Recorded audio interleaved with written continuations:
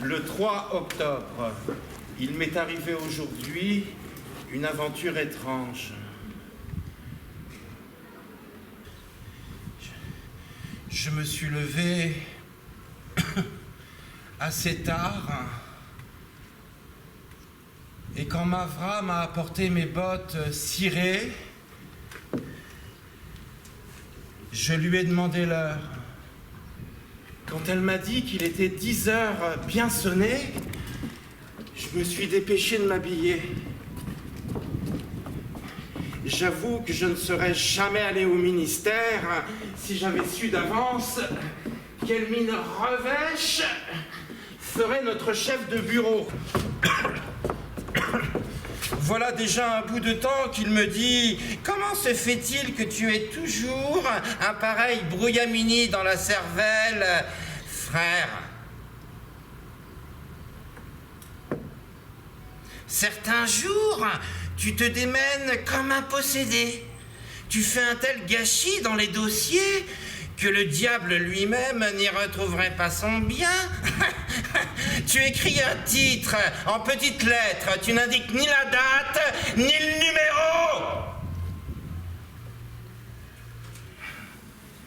numéro. Le vilain oiseau.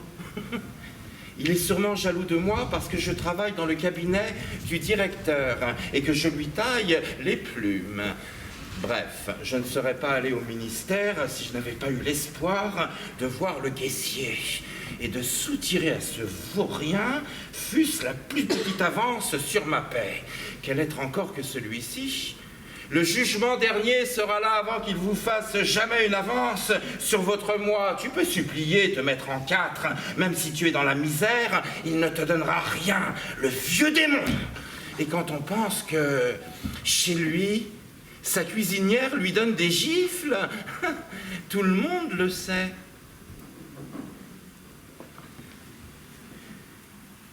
Je ne vois pas l'intérêt qu'il y a à travailler dans un ministère. Cela ne rapporte absolument rien. Et si ce n'était la distinction du service, il y a longtemps que je l'aurais quitté. J'avais pris ma vieille capote et emporté mon parapluie car il pleuvait à verse.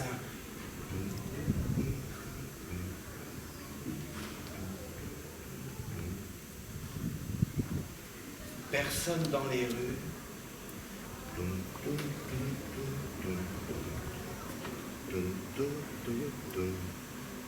Je n'ai rencontré que des femmes qui se protégeaient avec le pan de leur robe, des marchands habillés de caftan et des cochers.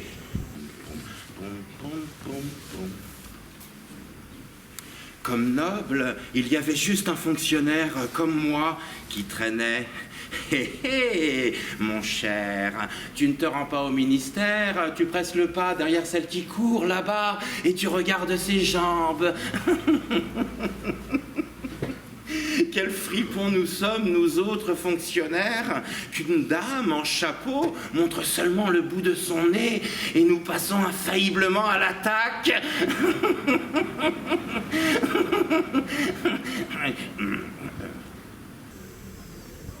Tandis que je réfléchissais ainsi, j'ai aperçu la calèche de notre directeur qui s'arrêtait devant le magasin dont je longeais la devanture. Mais il n'a que faire dans ce magasin, c'est sans doute sa fille.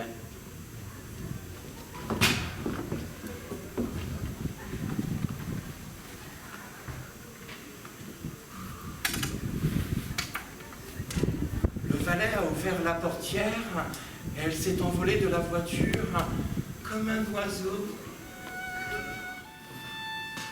J'ai distingué dans un éclair ses yeux, ses sourcils. Seigneur mon Dieu, j'étais perdu. Perdu.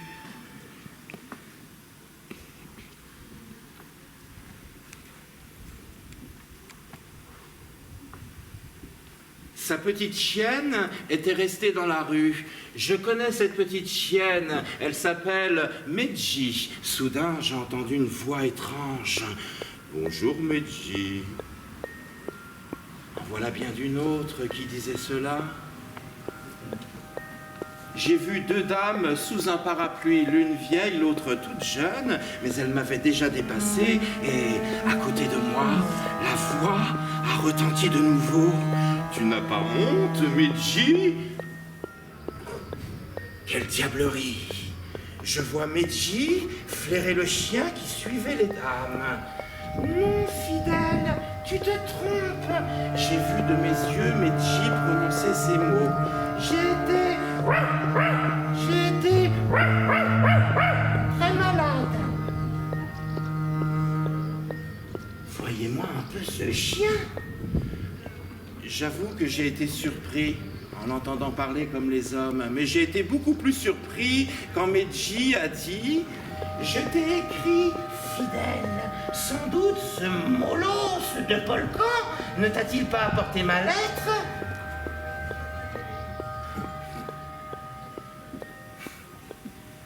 Je veux bien qu'on me supprime ma paix si de ma vie j'ai entendu dire qu'un chien pouvait écrire. Un noble seul peut écrire correctement. J'avoue que depuis quelque temps, il m'arrive parfois d'entendre et de voir des choses que personne n'a jamais vues ni entendues. Allons, je vais suivre cette chienne et je saurai qui elle est et ce qu'elle pense. J'ai emboîté le pas aux deux dames.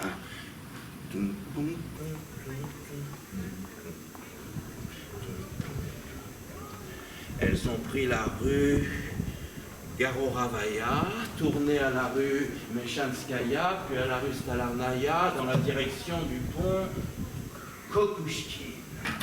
Et se sont arrêtés devant une grande maison. C'est la maison de Zverkov. Il y vit toute espèce de gens, des cuisiniers, des voyageurs, et les fonctionnaires, ils sont entassés les uns sur les autres comme des chiens. Les dames sont donc montées au 4e étage. C'est bon. Pour aujourd'hui, j'en reste là, mais je retiens l'endroit.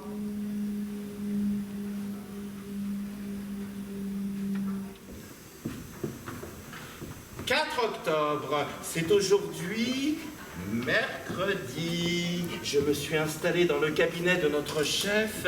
J'ai fait exprès d'arriver en avance et je lui ai taillé toutes ses plumes.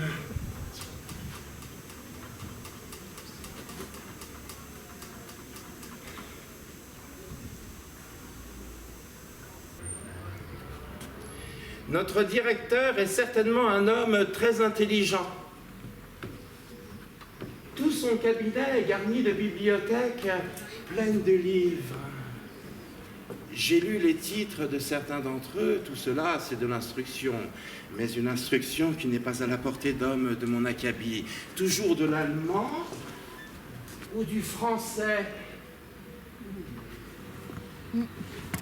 Et quand on le regarde, quelle gravité brille dans ses yeux, jamais une parole inutile. Quand on lui remet un papier, il vous demande juste « Quel temps fait-il »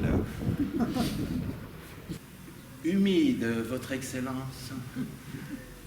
Ah. Il n'est pas de la même patte que nous. C'est un homme d'État. Je remarque toutefois qu'il a pour moi une affection particulière. Si sa fille, elle aussi... Canaillerie. C'est bon, c'est bon. Je me tais.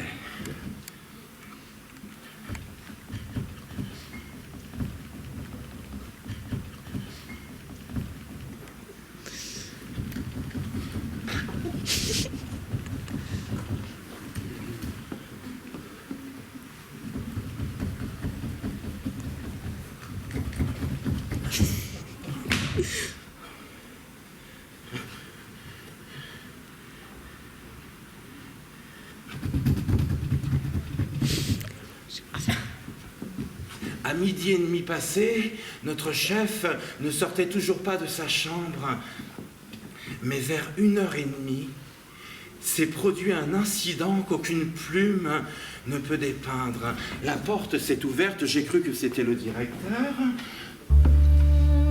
Or, c'était elle, elle-même, Saint du paradis. Elle portait une robe blanche, comme du duvet de cygne, une splendeur. Et le coup d'œil qu'elle m'a jeté, un soleil, par Dieu, un vrai soleil. Elle m'a adressé un petit salut. Papa n'est pas là. Aïe, aïe, aïe. Quelle voix.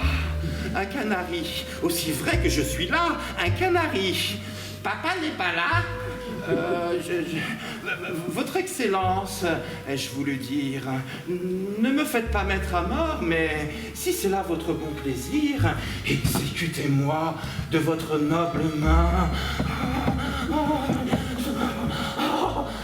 Oui, mais ma langue s'est embarrassée, je lui ai répondu seulement... non.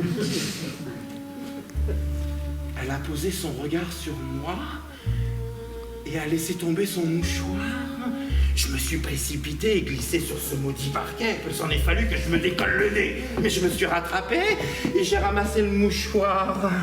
Oh, saints anges, quel mouchoir! En batiste la plus fine de l'ambre. Oh, ça sent le... Oh, ça sent le général, là. La la la la la la la la la la la la la la la la la la.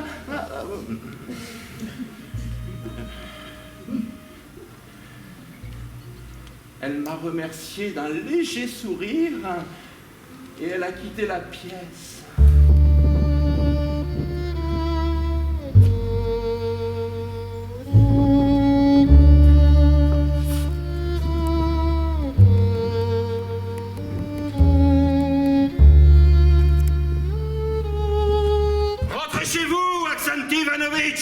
Le maître est déjà parti.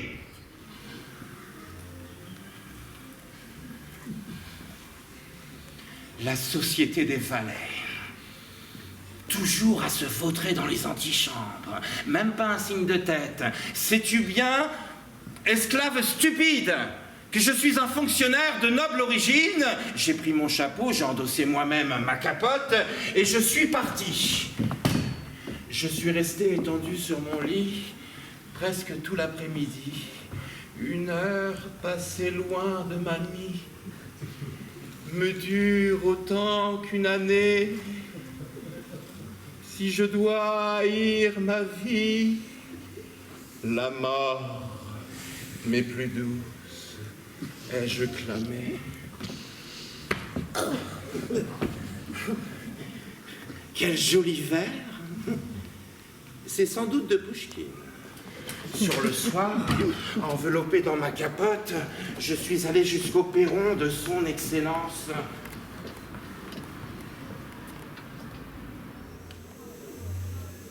Je pourrais la regarder encore une petite fois.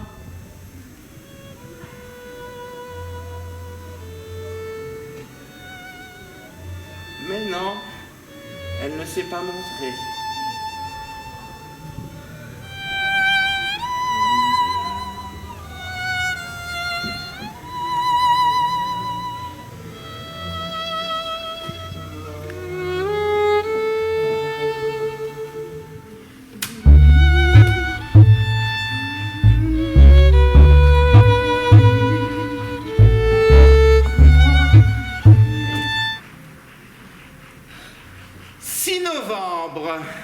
Notre chef de bureau m'a mis hors de moi.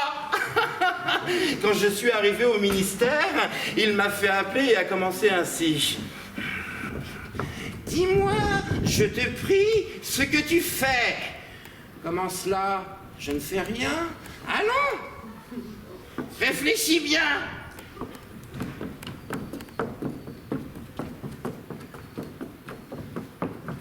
Tu as passé la quarantaine, n'est-ce pas? Il serait temps de rassembler tes esprits. Qu'est-ce que tu t'imagines? Crois-tu que je ne suis pas au courant de toutes tes gamineries? Voilà que tu tournes autour de la fille du directeur maintenant. Mais regarde-toi. Songe une minute à ce que tu es.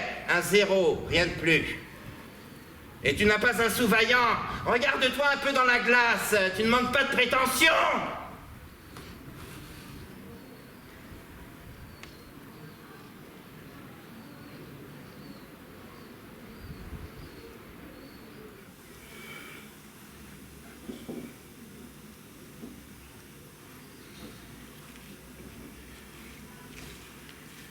Je comprends fort bien pourquoi il m'en veut. Il est jaloux. Il a peut-être surpris les marques de bienveillance toutes particulières qu'on m'a octroyées, mais je crache sur lui. La belle affaire qu'un conseiller de la cour. Il accroche une chaîne d'or à sa montre, il se commande des bottes à 30 roubles, et après, je suis noble, je peux monter en grade, moi aussi, pourquoi pas, je n'ai que 42 ans. L'âge où l'on commence à peine sa carrière. Attends, mon ami, nous aussi nous deviendrons colonels, qu'on me donne seulement un habit à la mode, que je mette une cravate comme la tienne, et tu ne m'arriveras pas à la cheville. Je n'ai pas d'argent. Voilà le malheur. 8 novembre, aujourd'hui, je vais au théâtre.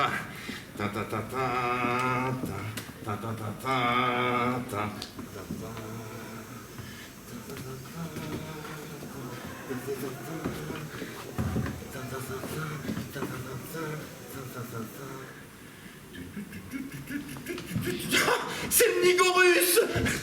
Pardon.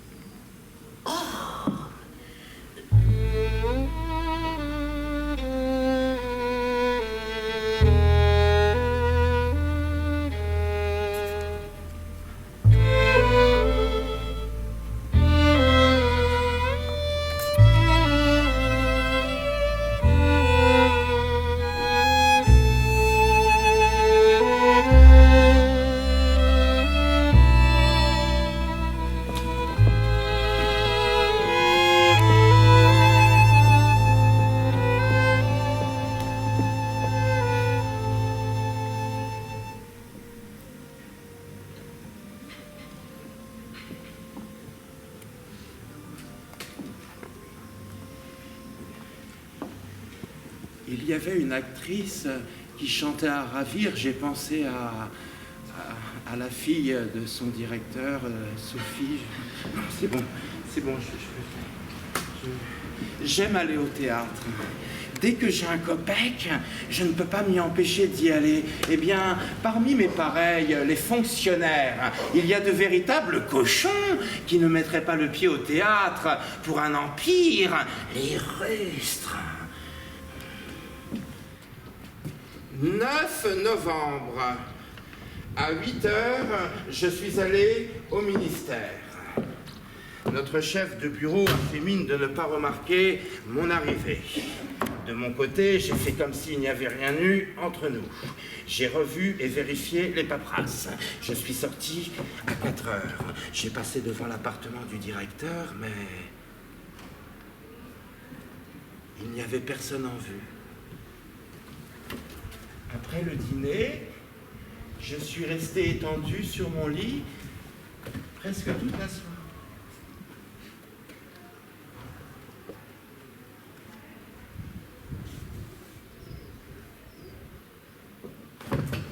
« 11 novembre, aujourd'hui, mercredi. mercredi, je me suis installé dans le cabinet de notre chef. J'ai taillé pour lui 23 plumes. Et pour la fille de son excellence, 4 plumes.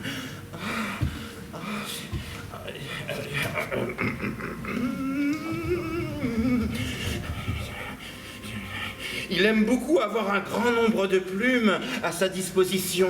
Oh, c'est un cerveau, pour sûr. Je voudrais savoir à quoi il pense le plus souvent. J'aimerais observer de plus près la vie de ces messieurs, comment ils se conduisent, ce qu'ils font dans leur monde. Voilà ce que je désirerais apprendre.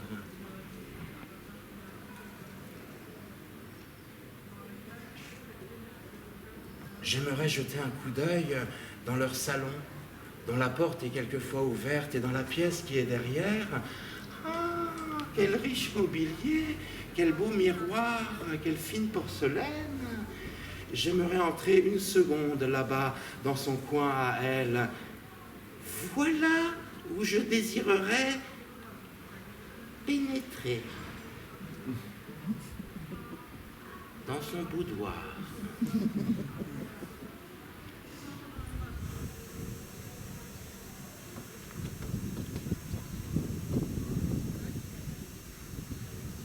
Comment sont disposés tous ces vases et tous ces flacons, ces fleurs qu'on a peur de flétrir avec son haleine, ces vêtements en désordre, plus semblables à de l'air qu'à des vêtements. Je voudrais jeter un coup d'œil dans sa chambre à coucher. Là, j'imagine des prodiges, un paradis tel qu'il ne s'en trouve même pas de pareil dans les cieux.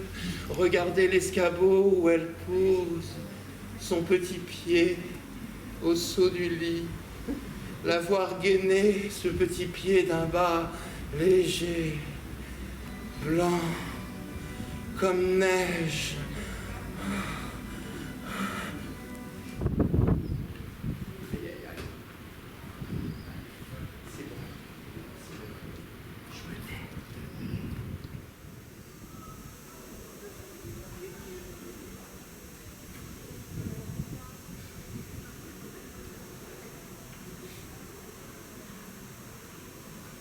Aujourd'hui, par ailleurs, j'ai eu comme une illumination. Je me suis rappelé cette conversation que j'ai surprise entre 2 chiens sur la perspective Nevsky. C'est bon, maintenant je saurai tout. Il faut saisir la correspondance qu'entretiennent ces sales cabots. J'avoue qu'une fois même, j'ai appelé Mechi. Mechi. Mechi. Mechi. Mechi. Mechi. Mechi. Nous sommes seuls, tu le vois? Je peux aussi fermer la porte. Ainsi, personne ne nous verra. Dis-moi tout ce que tu sais de ta maîtresse. Qui est-elle? Que fait-elle? Je te jure de ne rien dire à personne.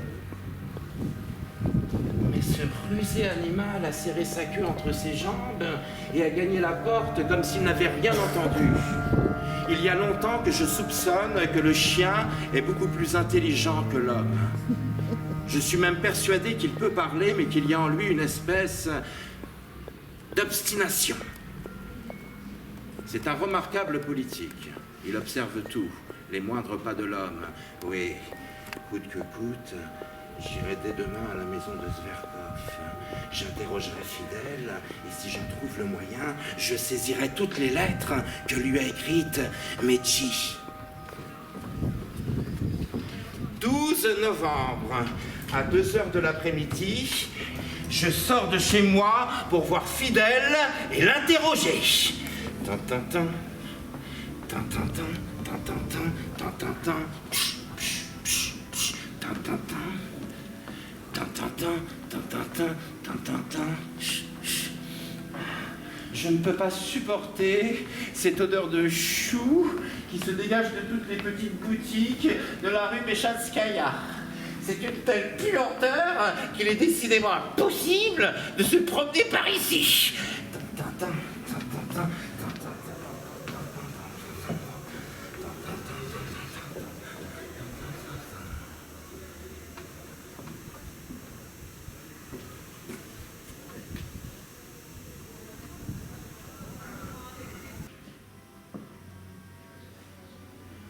Arrivé au 4e étage, je sonne.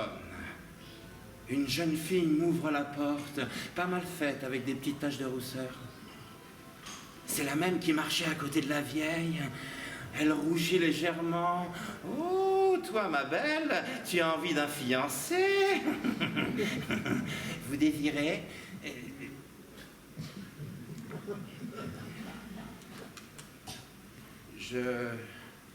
Je désirerais parler à votre chienne. À ce moment, la chienne court vers moi et... Je veux l'attraper, mais cet ignoble animal essaie de me mordre le nez. J'aperçois sa corbeille dans un coin. Et voilà ce qu'il me faut. Je retire la paille du panier et tiens, une liasse de petits papiers.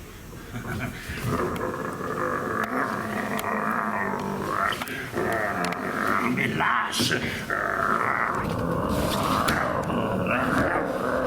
Mais lâche! Mais lâche! Aïe! Je prends les lettres et elle me fait des caresses. Oh non! Oh non, non, mais non! Oh, oh! Non, ma chère! Adieu!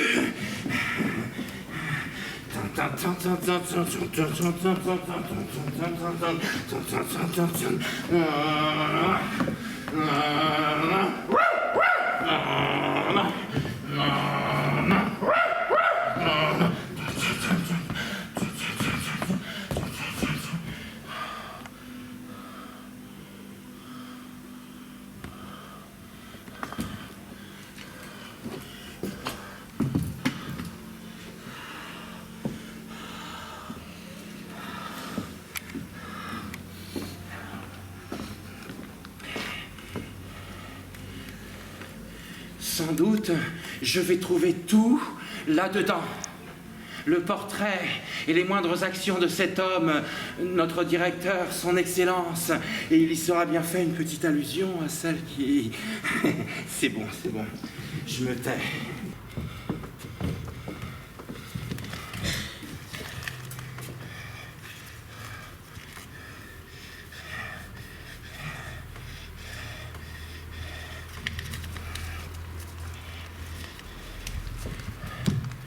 « 13 novembre. Eh bien, voyons. L'écriture est assez lisible.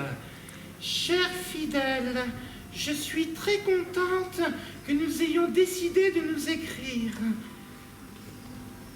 Notre chef de bureau lui-même n'écrit pas aussi bien.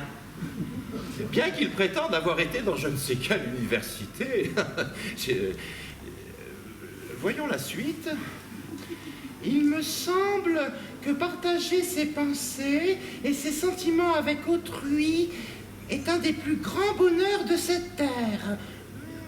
Cette réflexion est puisée dans un ouvrage traduit de l'allemand. J'en ai oublié le titre. Ma vie ne s'écoule-t-elle pas dans le bien-être? Ma maîtresse Sophie m'aime à la folie. Ah, voyons ce que fait Sophie. Je bois du thé et du café avec de la crème. Ah, ma chère, je dois te dire que je ne trouve aucun agrément à ces énormes os que ronge à la cuisine notre volcan. Il n'y a que les os de gibier qui sont savoureux. Surtout quand personne n'en a encore sucé la moelle. J'aime beaucoup qu'on mélange plusieurs sauces, mais sans capre et sans herbes potagères. Bon, quelle absurdité. Comme s'il n'y avait pas de sujet plus intéressant à traiter. Voyons la page suivante. Aujourd'hui, ma maîtresse Sophie était dans tous ses états. Ah. Elle se préparait à partir au bal. Je ne comprends nullement, ma chère, le plaisir d'aller au bal. Sophie revient vers 6h du matin et je devine à son pauvre visage pâle qu'on ne lui a rien donné à manger là-bas. Je ne pourrais jamais vivre ainsi. Je l'avoue, si on ne me donnait pas de ces perdreaux en sauce ou une aile de poulet, mais sans carottes, sans navets. Bon, style extrêmement inégal. Cela commence bien, mais cela finit à la manière chien. Regardons encore un de ces billets. Ah, ma chère, comme l'approche du printemps se fait sentir.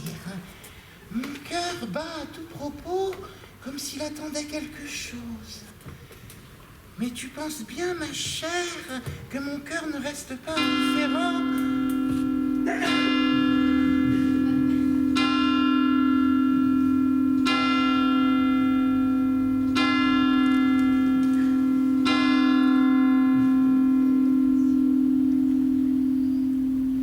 Mais tu penses bien, attention. Mais tu penses bien, ma chère, que mon cœur ne reste pas indifférent à toutes les sollicitations.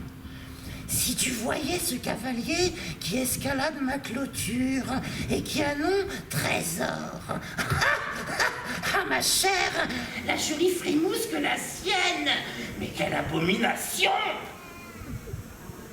Comment peut-on remplir une lettre de semblable niaiserie? Je veux voir un homme. Je réclame une nourriture dont mon âme se repaisse et se délecte. Tandis que ces niaiseries...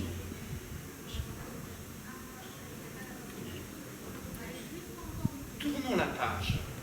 Ce sera peut-être mieux. Sophie cousait assise près d'un guéridon. Je regardais par la fenêtre quand le valet a annoncé « Pied-Plof !» Introduis-le, s'est écriée Sophie. Ah, Medji, si tu savais qui c'est, il est brun, gentilhomme de la chambre, et il a des yeux noirs comme la braise. Une minute plus tard est entré Pied-Plof. Ah, ma chère, qu'elle se dise, il disait. Je ne sais pas ce qu'elle trouve à son Pied-Plof. Il me semble aussi qu'il y a là quelque chose qui cloche. Impossible que Pied-Plof ait pu la charmer à ce point. Si ce jeune homme trouve grâce à ses yeux, je ne vois pas pourquoi il n'en irait pas de même de ce fonctionnaire qui travaille dans le cabinet de papa. Ah, ma chère, si tu voyais cet avorton... Qui cela peut être? Il a un nom de famille très bizarre. Il reste assis toute la journée à tailler des plumes. Ses cheveux ressemblent à du foin. Mais on dirait que c'est à moi que ce vilain chien fait allusion. Ben, où prend-il que mes cheveux ressemblent à du foin?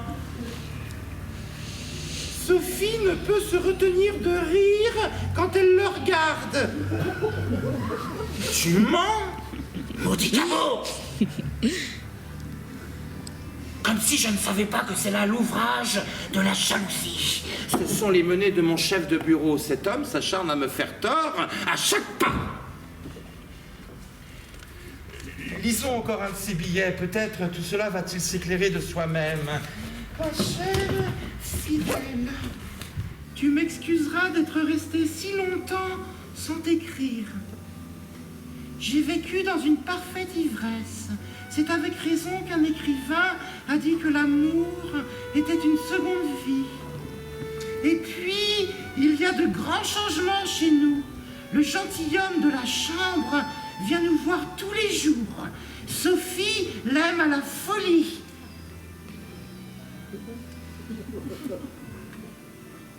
J'ai même entendu dire que le mariage aurait lieu bientôt, car papa veut absolument voir Sophie mariée soit un général, soit un gentilhomme de la chambre, soit...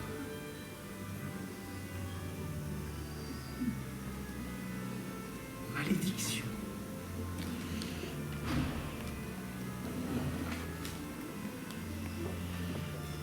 C'est toujours un gentilhomme de la chambre ou un général. On se procure une modeste aisance, on croit l'atteindre, et un gentilhomme de la chambre ou un général vous l'arrache sous le nez. Nom d'un chien.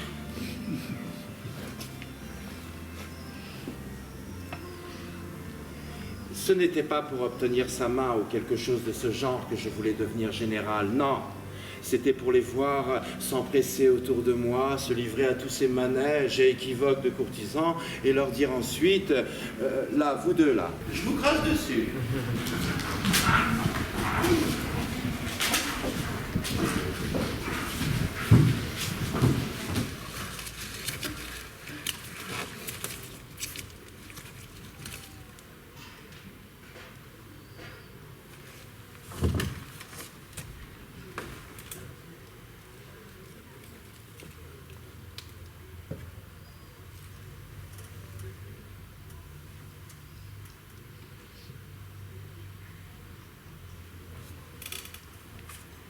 « 3 décembre.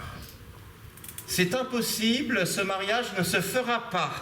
Il est gentilhomme de la chambre, et après, ce n'est qu'une distinction, ce n'est pas une chose visible qu'on puisse prendre dans ses mains.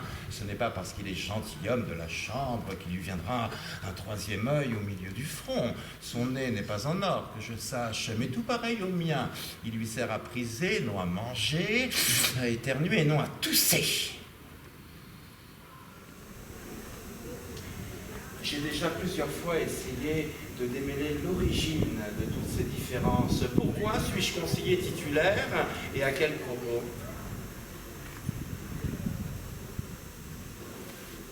Peut-être que je suis comte ou général et que j'ai seulement l'air comme ça d'être un conseiller titulaire. Peut-être que j'ignore moi-même qui je suis.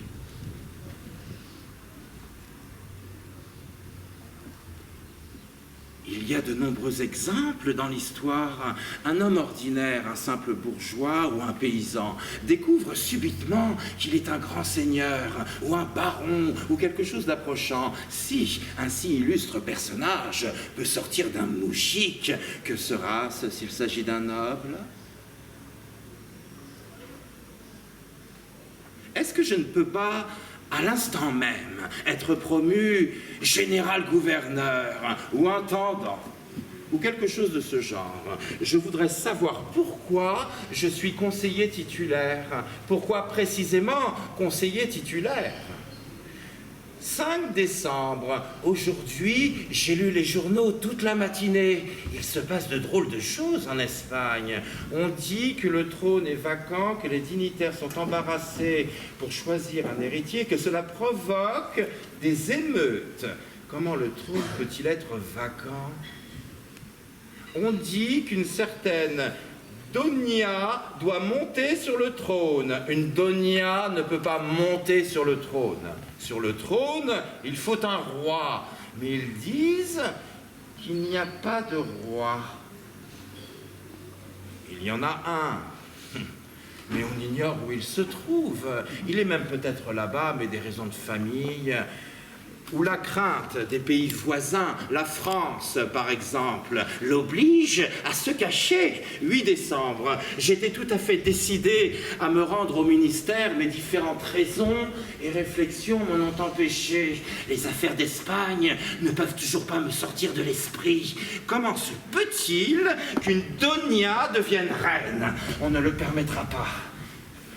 Et d'abord, l'Angleterre s'y opposera. Et puis, il y a la situation politique de toute l'Europe.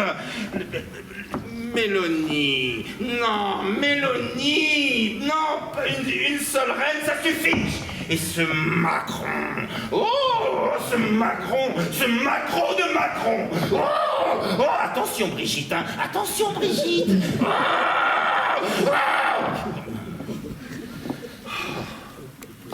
J'avoue que ces événements m'ont tellement abattu, ébranlé, que je n'ai absolument rien pu faire de toute la journée. Je suis demeuré le reste du temps sur mon lit, à réfléchir aux affaires d'Espagne.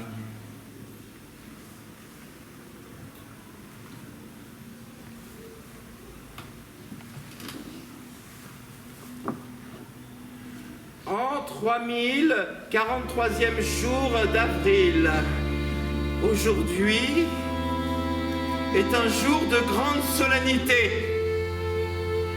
L'Espagne a un roi. Il s'est retrouvé Ce roi,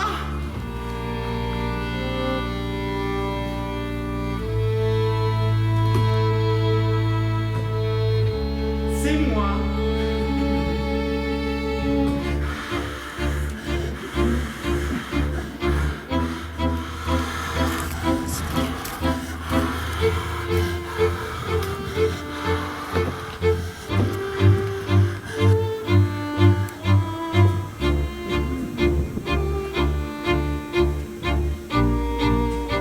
J'avoue que j'ai été brusquement comme inondé de lumière. Je ne comprends pas comment j'ai pu penser, m'imaginer que j'étais conseiller titulaire. Comment cette pensée extravagante a-t-elle pu pénétrer dans mon cerveau?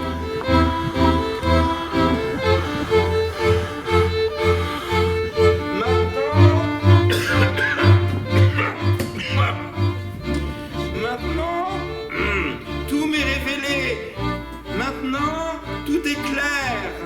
Avant, je ne comprenais pas. Avant, tout m'apparaissait devant moi comme à travers un brouillard. Tout ceci vient, je crois, de ce que les gens se figurent, que le cerveau se trouve dans la tête. Pas du tout.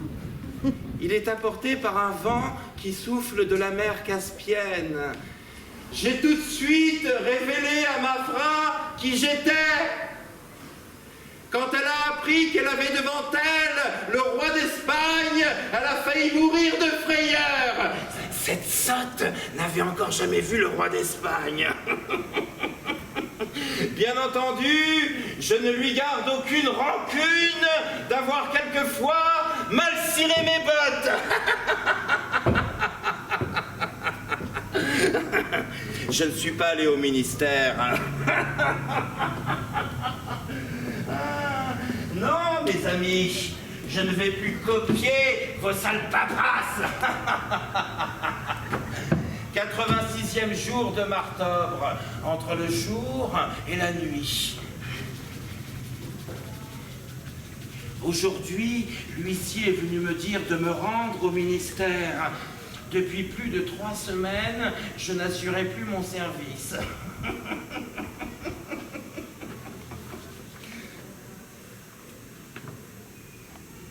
Je suis allé au ministère pour rire.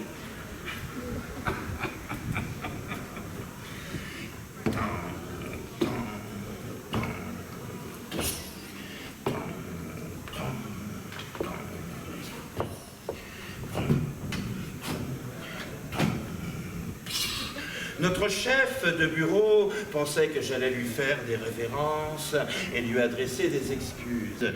Mais je l'ai regardé d'un air indifférent et je me suis assis à ma place. Voyez un peu toute cette vermine administrative. Si vous saviez qui est assis parmi vous, que se passerait-il? Seigneur Dieu, quel tohu-bohu cela soulèverait. Le chef de bureau lui-même me ferait un salut jusqu'à la ceinture. On a placé des papiers devant moi, mais je ne les ai même pas effleurés. Quelques minutes plus tard, le directeur est arrivé. Tout le monde a couru à qui se présenterait le plus vite devant lui. Mais je n'ai pas bougé. Quand il a traversé notre bureau, tous ont boutonné leurs habits. Moi, j'ai fait comme si de rien n'était. Qu'est-ce qu'un directeur? Que je me lève devant lui? Jamais. C'est un bouchon, pas un directeur. Un simple bouchon, comme ceux qui servent à boucher les bouteilles.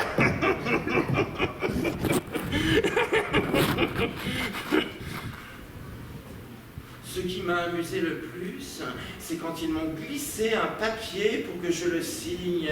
Ils s'imaginaient que j'allais écrire tout en bas de la feuille « Conseiller titulaire un tel ». Allons donc. J'ai écrit là où signe le directeur « Ferdinand 8 ».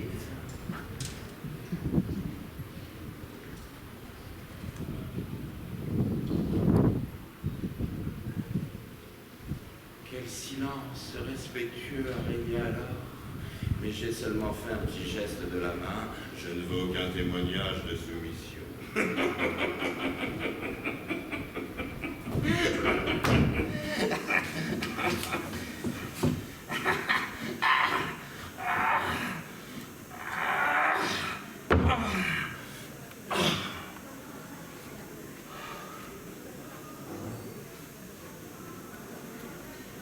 me suis rendu tout droit à l'appartement du directeur. J'ai gagné directement son cabinet de toilette. Assise devant son miroir, elle s'est levée brusquement. Pourtant, je ne lui ai pas dit que j'étais le roi d'Espagne, mais qu'elle ne pouvait même pas s'imaginer le bonheur qui nous attendait et que nous serions réunis malgré les machinations de nos ennemis.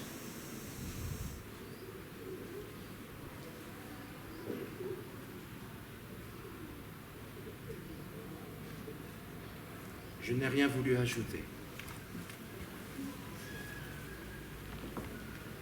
Oh, quelle créature rusée que la femme. Jusqu'à présent, personne ne savait de qui elle est amoureuse. Je suis le premier à l'avoir découvert. La femme est amoureuse du diable. Voyez celle qui est assise là, au dernier rang. Juste là. Vous voyez qu'elle regarde ce personnage bedonnant, décoré d'une plaque. Vous n'y êtes pas. Elle regarde le diable qui se tient debout derrière lui.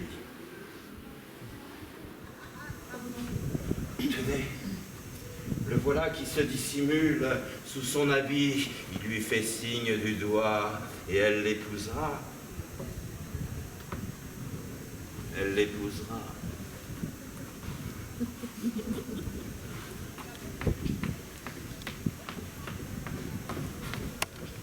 Pas de date, ce jour-là était sans date.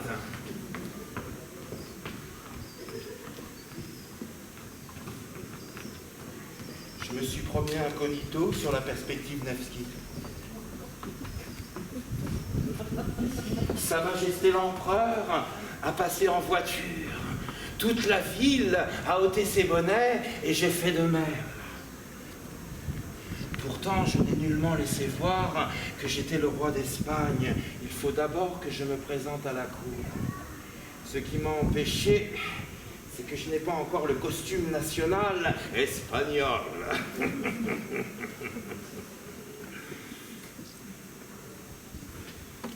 J'ai eu l'idée de me faire une cape dans mon uniforme neuf que je n'ai porté que 2 fois en tout et pour tout. Mais pour que ces vauriens de tailleurs ne me la massacrent pas, j'ai décidé de le faire moi-même. En fermant la porte à clé pour n'être vu de personne. J'ai oublié la date, c'était le diable, c'est quoi?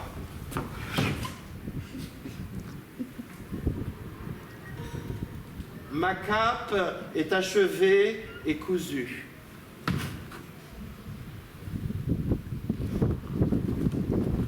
Mavra a poussé un cri quand je l'ai mise. Pourtant, je ne me décide toujours pas à me présenter à la cour tant que la députation d'Espagne n'est pas là. Cela enlèverait tout poids à ma dignité. Cette lenteur des députés m'étonne prodigieusement. Quelles sont les raisons qui ont pu les retarder?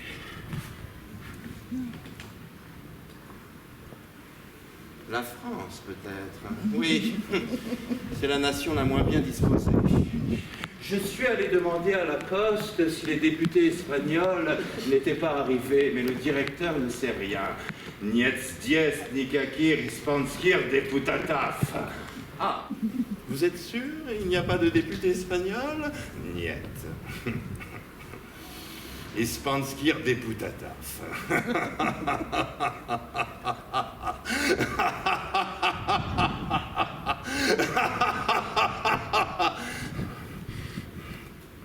Allez au diable!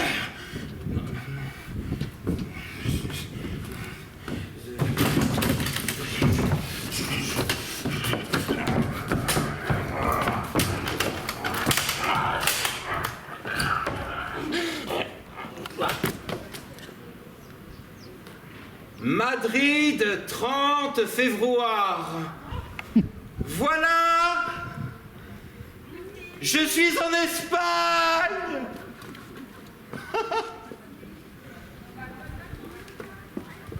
Coucou!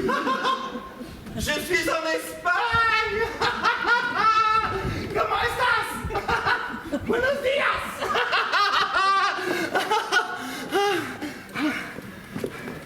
Ce matin, les députés espagnols se sont présentés chez moi et je suis monté avec eux en voiture. La rapidité du voyage m'a paru étrange. Nous avons atteint la frontière d'Espagne une demi-heure plus tard.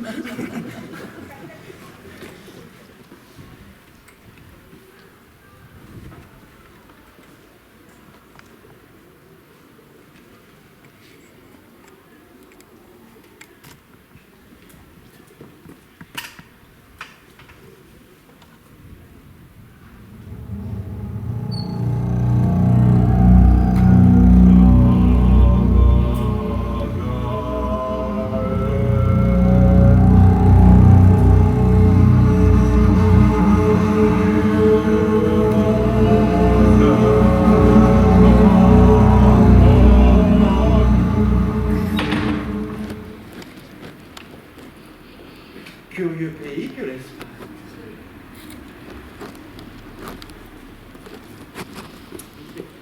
Je viens d'apercevoir une foule d'hommes à la tête rasée.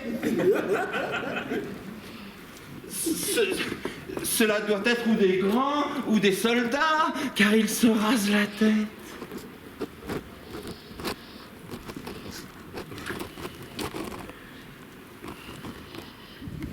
La conduite du chancelier d'Empire m'a paru extrêmement bizarre.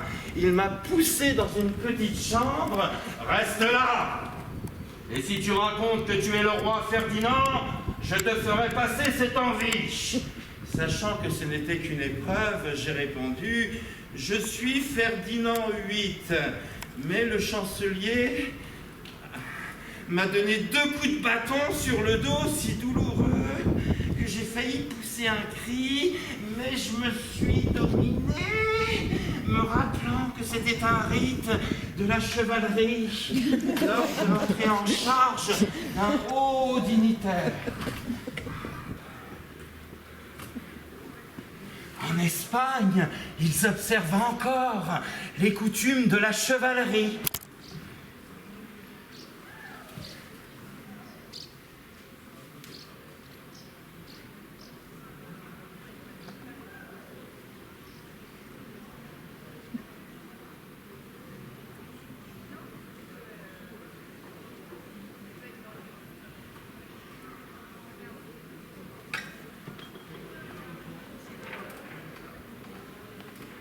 Resté seul, j'ai voulu m'occuper des affaires de l'État.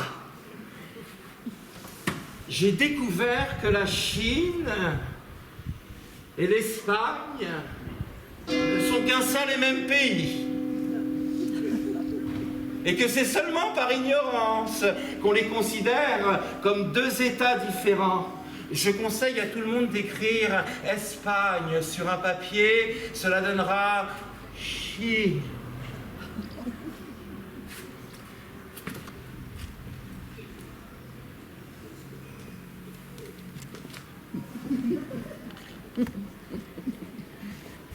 Mais j'ai été profondément affligé, car demain, à 7 heures, s'accomplira un étrange phénomène. La Terre s'assiera sur la Lune. Le célèbre chimiste anglais Wellington lui-même en parle. Elon Musk aussi.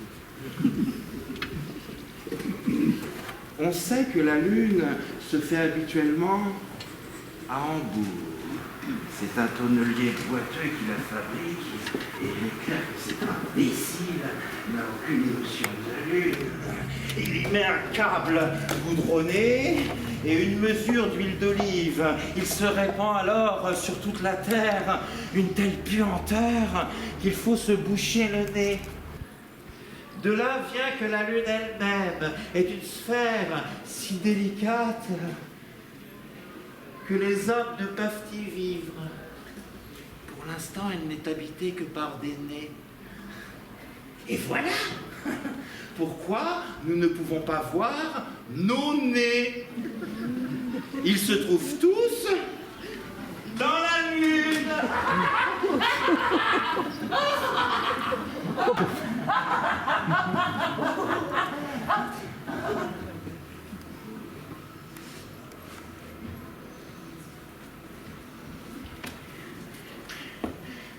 Quand j'ai pensé que la Terre, matière pesante, pouvait réduire nos nez en poudre en s'asseyant dessus, j'ai été saisi d'une angoisse telle que je me suis rendu en hâte dans la salle du Conseil d'État.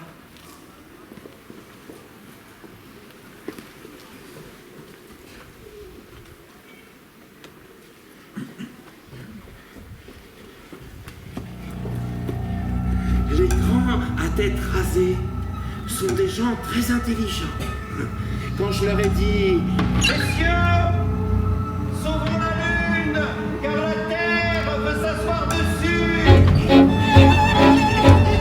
Ils se sont tous précipités pour exécuter ma volonté souveraine.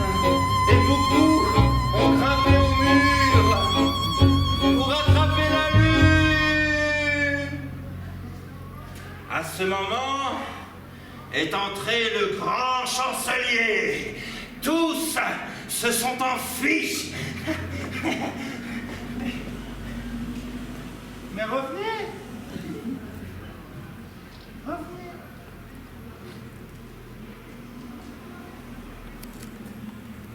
Comme je suis le roi, je suis resté.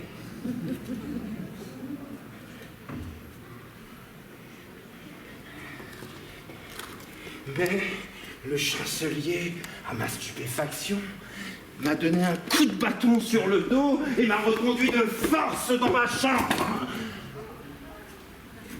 Si grand est le pouvoir des coutumes populaires en Espagne.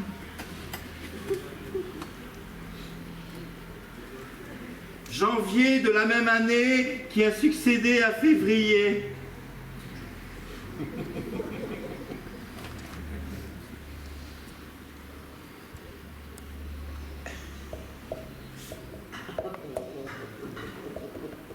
Je ne peux arriver à comprendre quel pays est l'Espagne. Les usages populaires et les règles de l'étiquette de la cour y sont tout à fait extraordinaires. Aujourd'hui, on m'a tondu.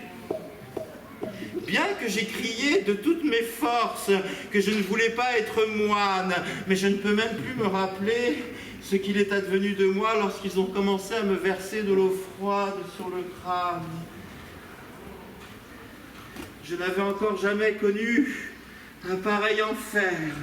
J'ai failli devenir enragé et c'est à peine s'ils ont pu me maintenir.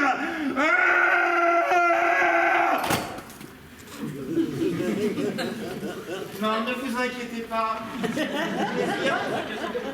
Ce n'est rien. Je ne comprends pas du tout la signification de cette étrange coutume.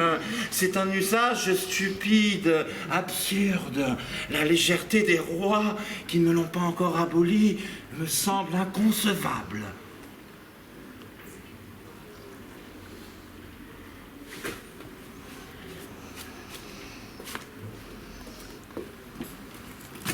Je suppose, selon toute vraisemblance, que je suis tombé entre les mains de l'Inquisition et celui que j'ai pris pour le grand chancelier est sans doute le grand inquisiteur en personne. Mais comment se fait-il qu'un roi soit soumis à l'Inquisition ?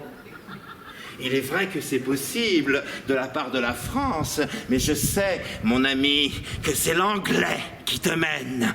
L'anglais est un grand politique. Tout le monde sait que quand l'Angleterre prise, la France éternue.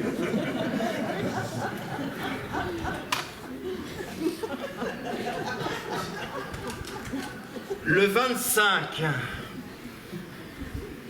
Aujourd'hui, le grand inquisiteur est venu dans ma chambre. Mais je m'étais caché sous ma chaise en entendant son pas.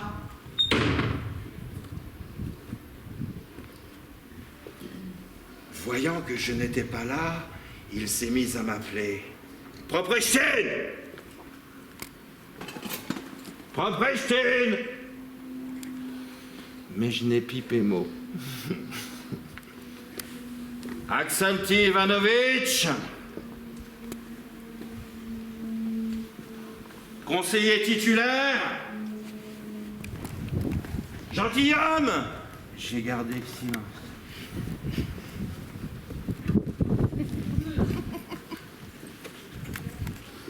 Ferdinand! Ferdinand! Ferdinand 8! J'ai voulu sortir la tête. Non, frère, tu ne m'attraperas pas. Nous te connaissons. Tu vas encore me verser de l'eau froide sur la tête. Enfin, il m'a vu et m'a fait sortir de dessous la chaise à coups de bâton. Ce maudit bâton vous fait un mal horrible. Ah!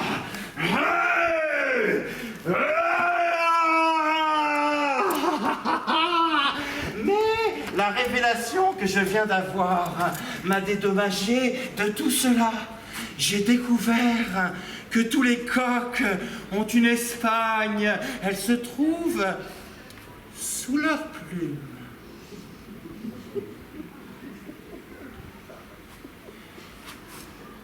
Le grand inquisiteur est sorti de chez moi furibond, me menaçant de je ne sais quel châtiment. Mais j'ai méprisé totalement sa malice impuissante, car je sais qu'il agit comme une machine, comme un instrument de l'anglais.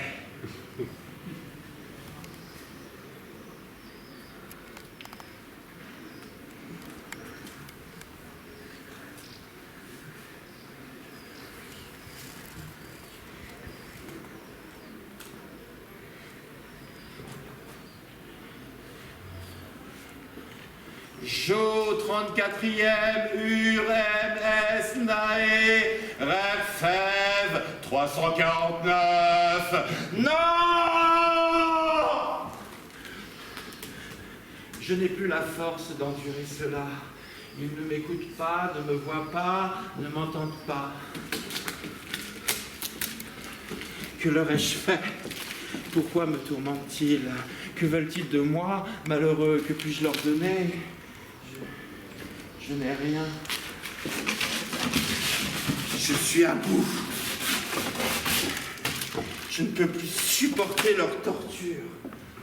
Ma tête brûle. Et tout tourne devant moi. Sauvez-moi!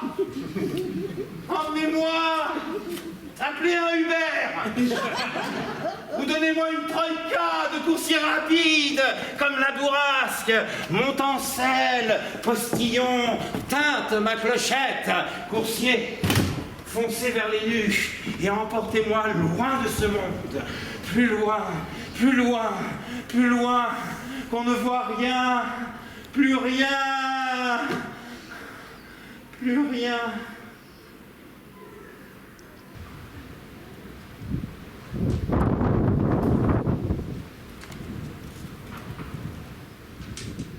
Là-bas,